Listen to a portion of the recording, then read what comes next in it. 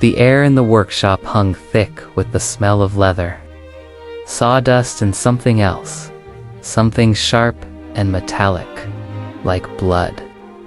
It was 1856, and inside this unassuming London shop, a revolution was underway. Young William Henry Perkin, barely 18 years old, was attempting nothing less than to change the world. He just didn't know it yet. You see, his father had sent him to work as a lowly assistant in a modest chemical shop, where the hours were long and the pay was even worse. He wanted more than the dusty shelves of this drab apothecary, and he had a hunch that the answer to his prayers lay in the mysterious realm of organic chemistry. He just needed a miracle. And then one day, almost by accident, he found it. Working with a compound called quinine, hoping to synthesize a useful drug. Perkin ended up creating something no one had ever seen before. A gorgeous, almost alien shade of purple. He called it mauvine, from the French word for purple, mauve. And it changed everything. Soon, the clamor of the Industrial Revolution was drowning out the gentle chime of church bells across England.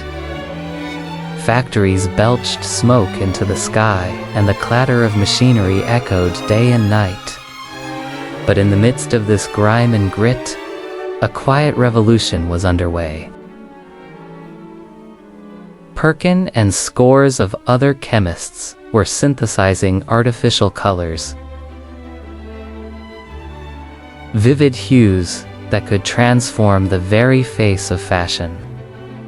These pioneers of aniline dye were heroes of the modern age, lauded in the pages of Punch magazine as modern dye alchemists.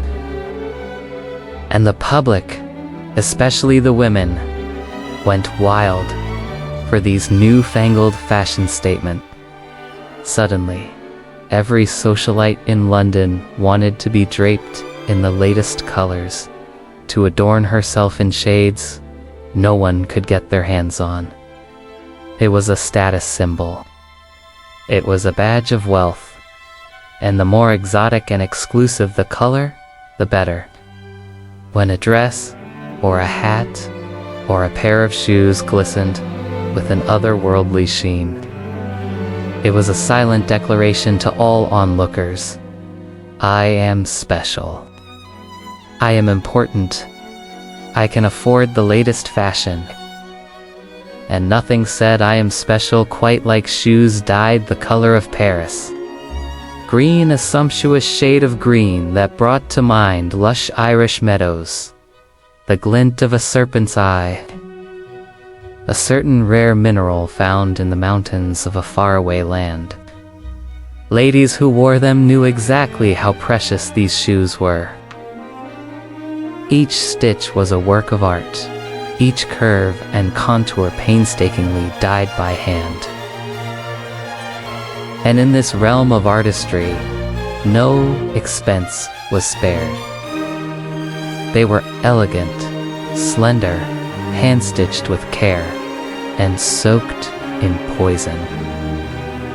For all their beauty, these shoes harbored a dark secret, a macabre twist of fate that turned every step into a gamble with death.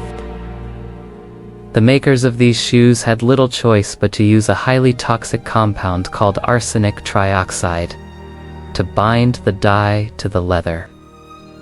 And while a few layers of paint might seem like a small price to pay for such magnificence, the reality was anything but. For once these shoes graced a foot and touched skin, the arsenic began its silent assault. At first, it might have seemed like a minor irritation, a slight redness, a curious tingling sensation. But beneath the surface, the real horror show was just beginning.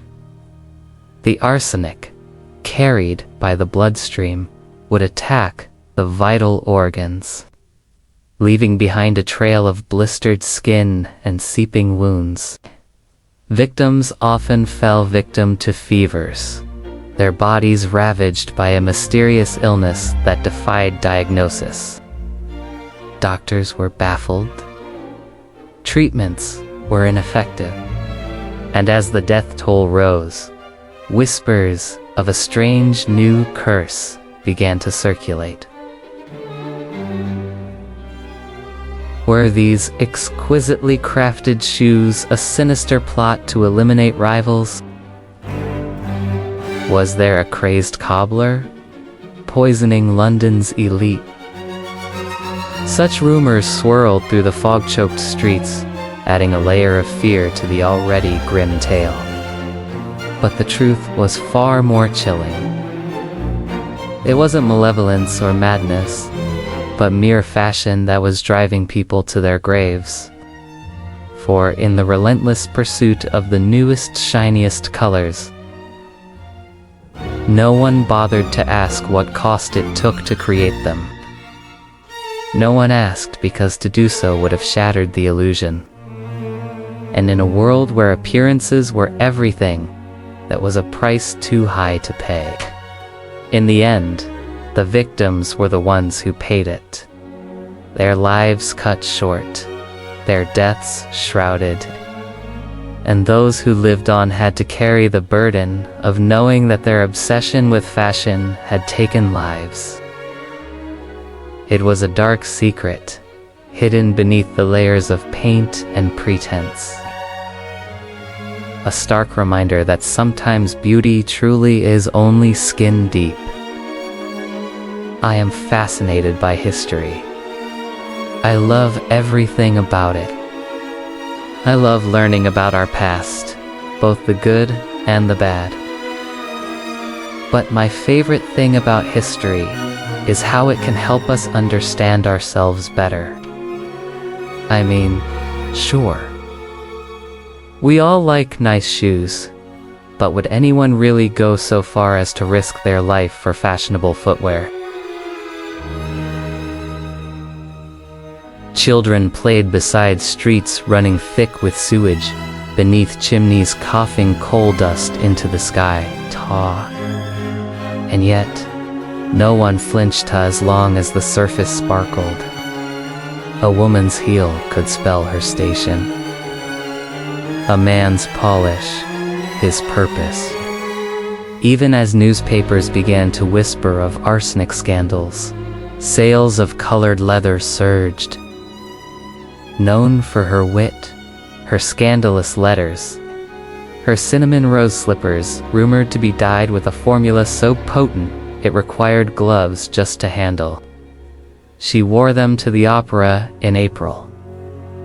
By June, she was blind in one eye. They say her feet had turned black.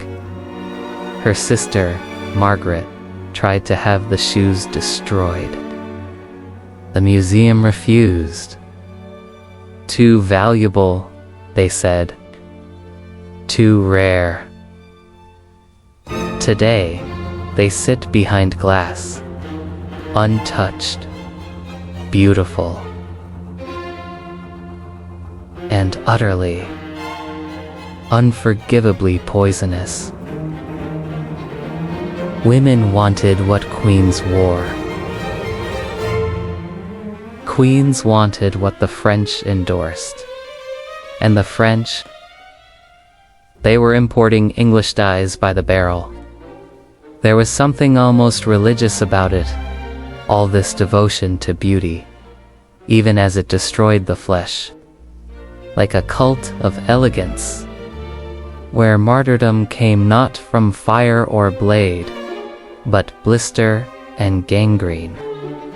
A sacrifice made in silence, beneath the hem of a silk gown. And in the race for elegance, no detail was spared not, even the lining of one's boots. That lining, however, was often dyed with colors whose recipes had been smuggled, stolen, or barely tested.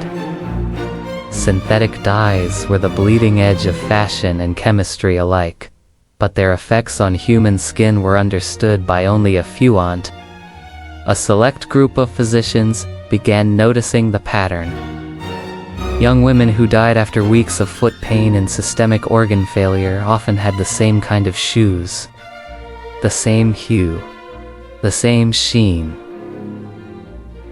In 1863, Dr. Edwin Langford wrote a brief, largely ignored paper, Toxic Footwear and the Female Decline.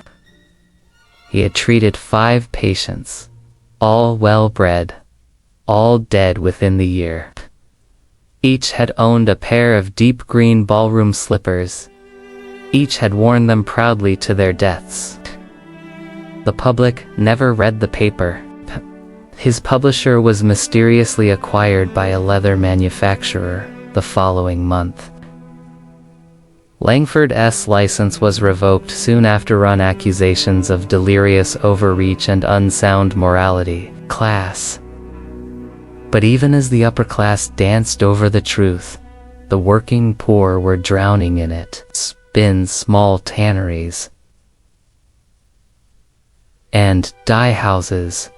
Children stirred arsenic vats with bare arms. Women stitched poison, dyed leather by candlelight, their fingernails falling off like brittle petals. These were not factories. They were slaughterhouses disguised as labor. One testimony from a girl named Mary Elkin, preserved in a forgotten municipal archive, reads, "My hands cracked from the green glue. My feet bled when I wore the scraps. We laughed, sometimes, and called them devil shoes, until Lucy died.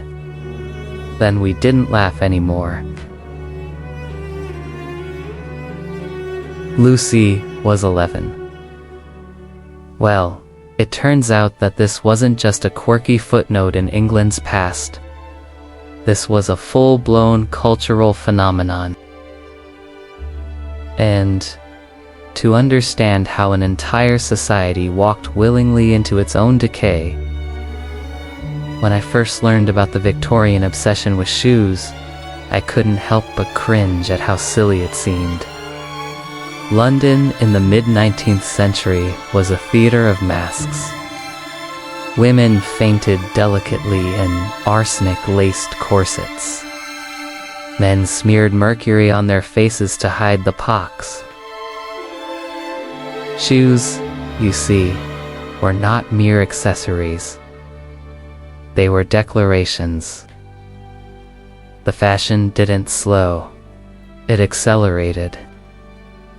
And then there was the case of Helena Worthing, a collector of rare shoes. In Victorian times, death rarely came screaming. It arrived gently, laced up, shining.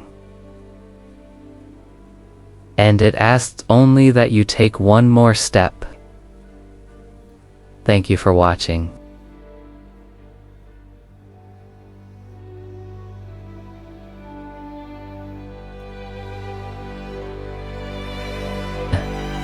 This is an extract from a book called Empire of Pain, a story of the most dangerous dynasty in the world.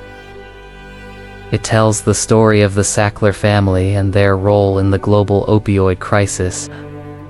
How did you go from writing about the Sackler family to writing about the origins of a lethal fashion trend? Well, I mean, really, there's a lot of crossover between the two stories. And in this brave new world of smoke and iron, even death had its market. Do you think that line captures the essence of that era? Yeah, I think so. I mean, that's what I was trying to get at, you know. That this was a moment in history when there was just a kind of collision between, you know, this old world and this new world. and the new world was driven by science and technology and manufacturing on a scale that had never been seen before. And it really did open up this Pandora's box of commodification. This idea that everything could be produced artificially. And it's a double-edged sword, right? Like there's the wonderful things that have come out of industrialization, but also the darker side of it. And what happens when you start to think of human lives and human suffering as something that can be produced? You know, the way that the fashion industry functioned in that era. The early industrial revolution, with these big factories and these sort of sweatshop conditions, where people... The work was very dangerous, and there was this kind of revolving door of young women who were employed and then died, and then more came in. Did you find any evidence of those alliances today? Are those alliances still in place? Well, you know, I don't have any evidence of the alliances continuing today. But certainly there is no lack of evidence that the fashion industry continues to rely on these sorts of cozy relationships between you know, the brands and the manufacturers and the chemical companies, and also the willingness of a lot of the regulatory agencies to look the other way. It reminded me a lot of the opioid factories, the mass manufacturing plants. Pills were being assembled by the thousands, by the millions. This whole idea that everybody knew or half knew or chose not to know because they wanted the benefits of this new industrial world. Is that still the case today? Well, I hope it's not the case today. I mean, I think there is a greater awareness of the kind of cost of the clothes that we wear. But at the same time, I think that, you know, these issues keep coming up. Whether it's garment workers who are paid starvation wages and work in sweatshop conditions in Bangladesh. These issues keep recurring and they seem intractable.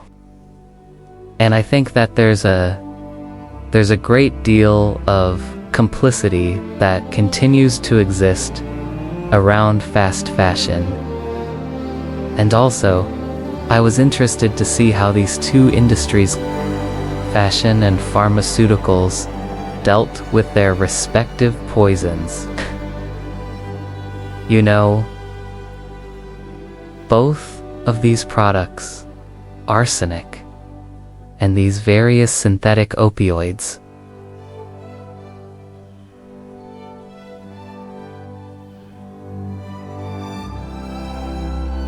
are highly lethal, but also in small doses can produce a kind of desired effect. And I was interested in seeing how the marketing and how the messaging around the products changed. You know, originally, when opium came on the market, it was marketed as and then later on, as the medical community became aware of how addictive it was, the industry shifted and started selling it to individuals, right? And in that process, they created a whole mythology around the product and around the brand that enabled them to get away with selling it. And I was interested in seeing how that compared to what happened with arsenic. The author is Patrick Radden Keefe.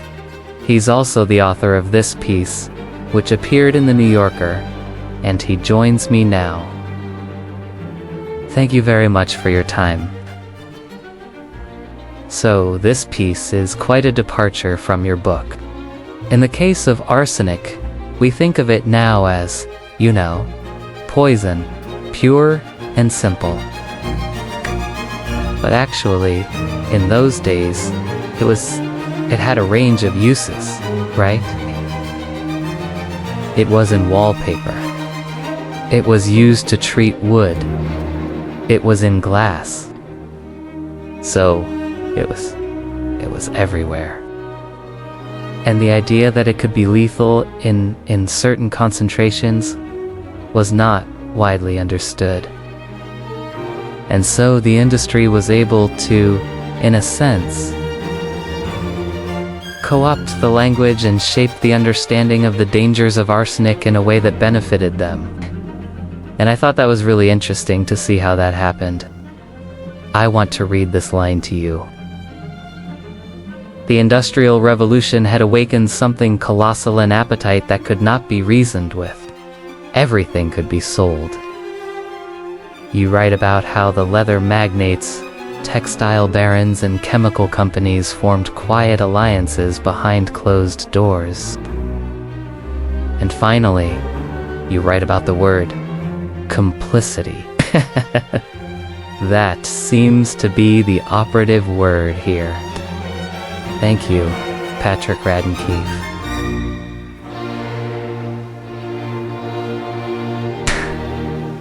So I was wondering, are you scared? Are you scared of what you might find if you dig into your family history, into the hidden archives of your own personal story? Scared that it might connect you to things you don't want to know, people you don't want to be related to. Protesters carried signs reading "No elegance in the grave," and heels. The press, which had once fed the silence, now feasted on the outrage. The shoe scandal, they called it, the death dye. Parliament was forced to respond. Hearings were held. Executives testified with powdered brows and nervous smiles. They denied knowing the danger. They blamed rogue factories, foreign imports, mislabeling. And still, the crowd outside shouted. Their voices echoed through the marble corridors like thunder from the gutters. Yet, for all the noise, the results were lukewarm. A few fines, a handful of factory closures. A gentle recommendation to reduce the arsenic content in consumer goods. Where feasible, it was not justice, it was a performance. And beneath the applause, nothing truly changed. Truth, when silenced long enough, returns, not as a whisper, but a scream. Bright synthetic dyes fell out of favor, replaced by darker, more refined tones. But not because of morality. There are some truths so terrible, if allowed to come to light, will overturn the world as we know it. And there are some lies so convenient, so well rehearsed, that we mistake them for our own memories. What do we do then? How do we find the truth in stories like this one? Well, I think the answer lies in the way we choose to listen. Are we willing to hear the echoes in the gutters? Are we willing to trust the whispers of those whose voices have been silenced for too long? Are we brave enough to let the dead speak? Because if we are, they will teach us things the comfortable can never hope to understand. They will show us how our world is built on far more than cobblestones and mortar. It is held together with stories, with memories, with the courage to keep speaking, because that is the only way to make sure the truth doesn't die beneath the heel because of boredom. The industry had found a new palette. They no longer needed to silence the victims. They only needed to make them irrelevant. And yet, in every alley, where the smoke still clung to the bricks. In every workshop where skin still cracked from hidden toxins, the workers remembered. Their daughters remembered. Their pain became folklore, and folklore, like poison, lingers. The aristocracy may have forgotten the blood in their boots, but the streets never did. By 1875, the undercurrent of fear had reached a boiling point. Her husband had stitched arsenic-dyed leathers for 9 years before collapsing mid-step, feet purple and lungs burned from the fumes. After burying him, she brought a pair of his last shoes to a local parish doctor. He examined them, then quietly refused to speak further. Days later, she found his office shuttered. He had moved, or been moved, but Bridget did not relent. She wrote letters, dozens, 2 newspapers, charities, parliamentarians. Most were ignored. One, printed in a small tabloid under the title Death Beneath the Heel. That spark reached London. In 1876, a fiery young social critic named Horace Lyle took up the cause. He published a pamphlet titled To Walk in Murder, a study of arsenic in fashion. Unlike previous works, this one could not be buried. It was gripping, accusatory, and worse, with sketches of dying women, peeling feet, factory children. It sold out within days. Its second edition was confiscated by police. The third was printed secretly in basements. By now, the truth was a beast loose in the streets. In the slums of Birmingham, Liverpool, and East London, stories circulated, not in medical journals or royal halls, but in alleyways and factory yards. They weren't written, but lived. A girl loses her toes after a cotillion. A maid faints mid-shift, blood pooling in her slippers. A bootmaker's apprentice coughs up black foam after a night in the dye shed. At first, these were dismissed as superstition, lower-class panic, or the imagined hysteria of women. But slowly, terrifyingly, patterns emerged, too frequent, too consistent. The first true whistleblower was not a lord, nor a scientist, but a cobbler's widow named Bridget Calloway. Public demonstrations followed. Hundreds of women marched on shoe manufacturers in Norwich, burning their own arsenic-dyed footwear in bonfires.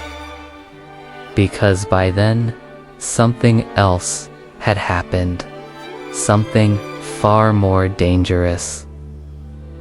The fashion itself had evolved. That story, I think, is one worth remembering. Today, those deadly shoes sit behind glass, in museum vitrines lined with velvet, beneath golden lighting and respectful silence, rest the relics of a forgotten war not of armies and flags, but of heels and chemicals. Victorian shoes, impossibly narrow and cruelly beautiful, lacquered in hues that once killed, that had asked its victims to smile through the pain, to die gracefully. And they did. Because that's what the world expected of them. And perhaps that is the darkest truth of all. So the next time you pass a museum case, or see a photograph of those dainty, deadly heels. Pause. Look closer. Not at the shoes, at the absence surrounding them. The empty space where her name should be. The echo where her scream used to live.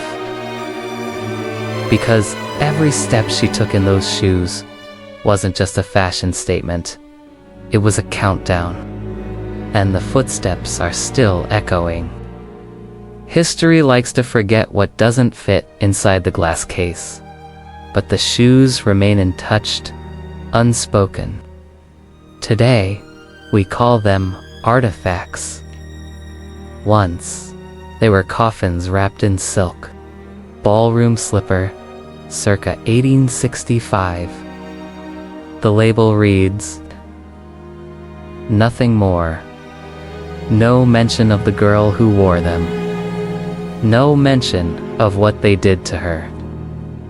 And in Victorian times, that price was often blood, skin, and silence. Now, before we wrap things up, we want to hear from you. What historical fashion, faux pas, would you love to see us tackle next? Drop your ideas in the comments, and don't forget to subscribe to Dungeon of History, where the past isn't just remembered, it's resurrected. Thanks for joining us today. We'll catch you next time. Time has a way of embalming horrors until they look like art. Visitors admire the embroidery.